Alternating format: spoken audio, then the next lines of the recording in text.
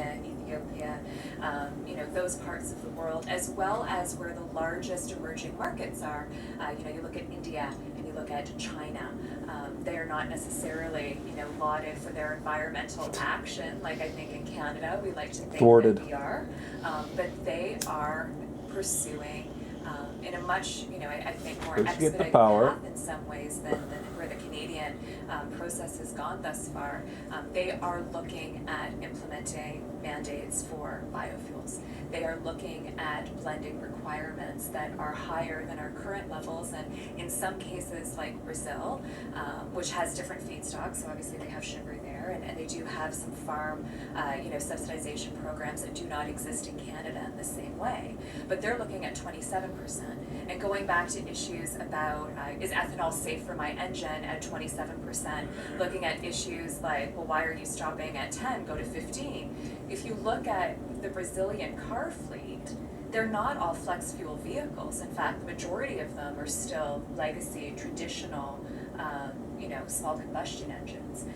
But they are realizing that ethanol is road tested, it's proven, it's safe for use in all engines. And they're also realizing that, by just including it in the fuel blend, period, you affect GHG reductions across the entire fuel pool simultaneously.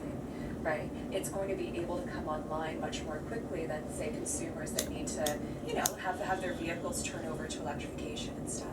So a lot of times when, we hear about food security and sustainability, we like to just open up people's worldview a little bit, right? Because I don't think that countries are different that much when it comes to when you looking look at at the my environment videos, and wanting if you watch them more solutions that are going times, to create they jobs appear very and also different to create you, environmental auditorily and security. visually. But where they are pulling The ahead of second us, time quite you watched honestly, it than the is in first, how aggressively they're looking at because of where your biofuels attention and the is. policy stability around their biofuels. So when Grandma So said hopefully that's you the can context. only But we have weren't the happy to give TV you a complete on list of or the everywhere music biofuels on, you can't mandates are have spread both, to 60 countries she right was now. wrong. Yes, Yeah. okay, that would be helpful. I caught her Yes. pointing at And me, also what lessons Canada can draw. so I took her nail, of Oh, course. sure, yeah.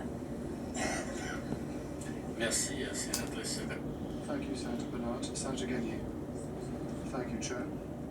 Very much for your presentation. What would I do? I'd do a lot of different I think I things. have a better idea of, the benefits I have of so many ethanol moves that production. you can't My use that. question is, What would I do? what would you... I'd make a what would be the very drawbacks of small ethanol bomb, production?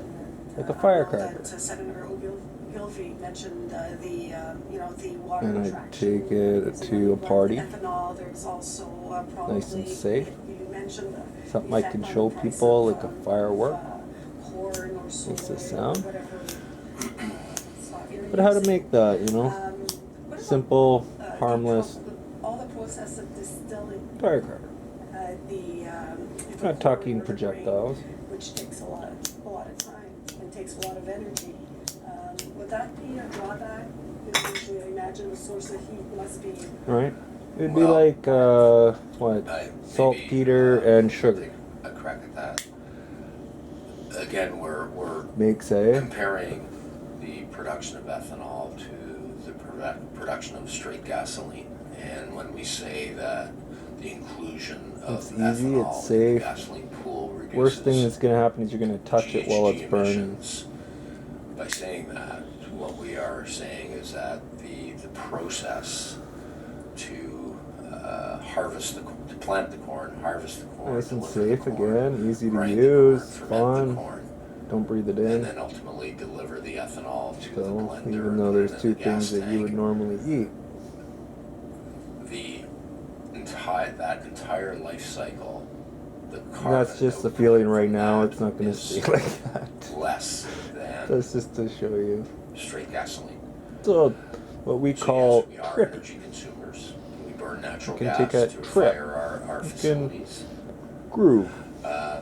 But, as Andrea mentioned, It's many of our facilities psychedelic. are converting to anaerobic digestion, to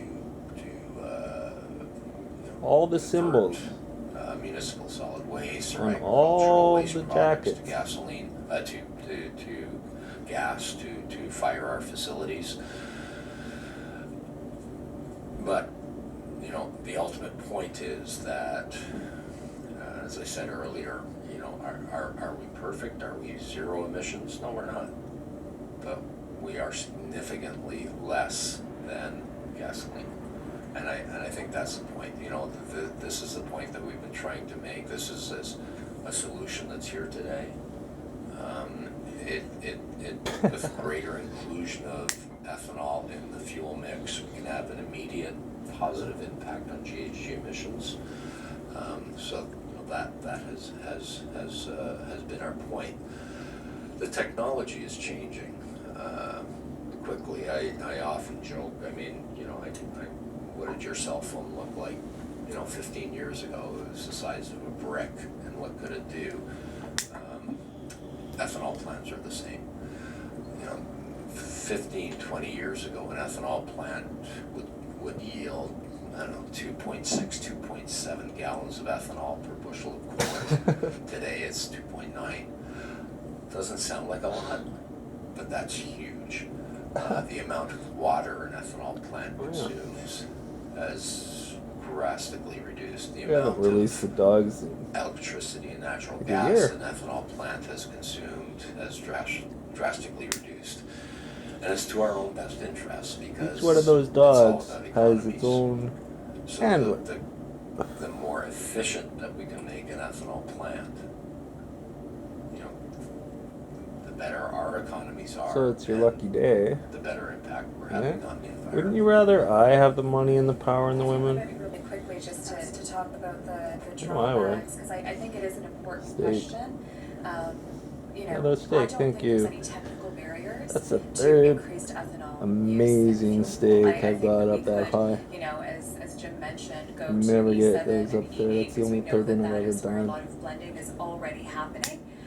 You know, easily, because it's already in the marketplace. So I at was those helping levels. you with your sanity. I don't think that sometimes You found it prudent you know, to people who bring shit the bed forward concerns about the efficacy of ethanol and during the your sustainability purge of ethanol do so for after interests your that aren't self-serving. binge. There is unfortunately groups out there who you know are putting So when out you some say research the right now purge, and are happy to kind of use what does that selective sound like? economics to suggest, you know, well, maybe Do this you is really this think isn't that's a a good policy that we need idea? anymore because we've moved beyond Uh, mandates. most Maybe we just people can go to a wanted flexible to. system that allows, oil and gas companies to decide. thought that it would be a wanna, good You know, idea. meet their emissions reduction targets. And just as a Maybe there's perspective less expensive glance ways to get GHG at a different abatement perspective, than a from quick biofuels glance at use. your And we can perspective. waste a lot of time looking at these, partially baked theories where I think, and this is what Jim is saying, the drawback to ethanol really isn't an environmental drawback. It really isn't a, cost to consumer drawback. The only drawback to ethanol is for oil and gas companies who have to give up some of their market share in the fuel tank in order to get us there, Oh, right? she ruined it. Merci, sénatrice Gagnon. Thank you, Senator Giddy. Senator Thank you, Chair. Thank you, panel. My question for you is, I understand that Renewable Industry Canada hosted the Renewable Yeah. Industry Forum Of course. last week in Ottawa. And can you keep us updated of this forum and what are the most significant outcomes of this forum? What the future of renewable? Wong. Sure, I'll be delighted to. Yeah, so we host an annual forum to discuss topics relative to our industry. I'll let Andrea as well touch on this. This is a pretty dynamic landscape. As early as, or as late as last week, when we had the forum, World domination. there are a number of discussion topics, and one of them was trade. And I'm just going to focus on that, and Andrea, I'll let you talk to others. Of course. So as early as last You mean week, it was as fast as the car there was a engine great would go, deal you of said. concern within our And it was industry down a hill. because Oh, nice. there was a proposal made to the EPA That's how it's done. You gotta in the stick United that though. States And it's that like a fucking would allow ethanol exported from the United States into Canada would contribute towards the U.S. Renewable Fuel Standard, which means it would attract a RIN, and we mentioned RINs earlier.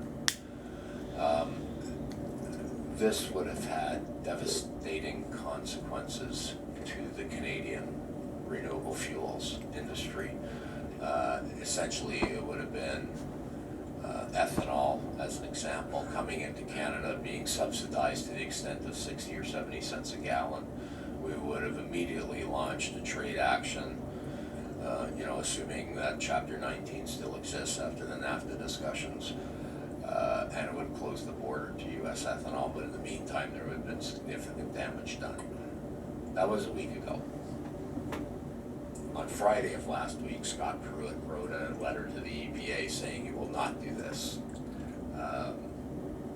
After Donald Trump made a tour through Iowa and got Senator Grassley and others had their ear for a little while. That was one of the major subjects. So trade issues within our industry is a very, very important issue. And I just mentioned that as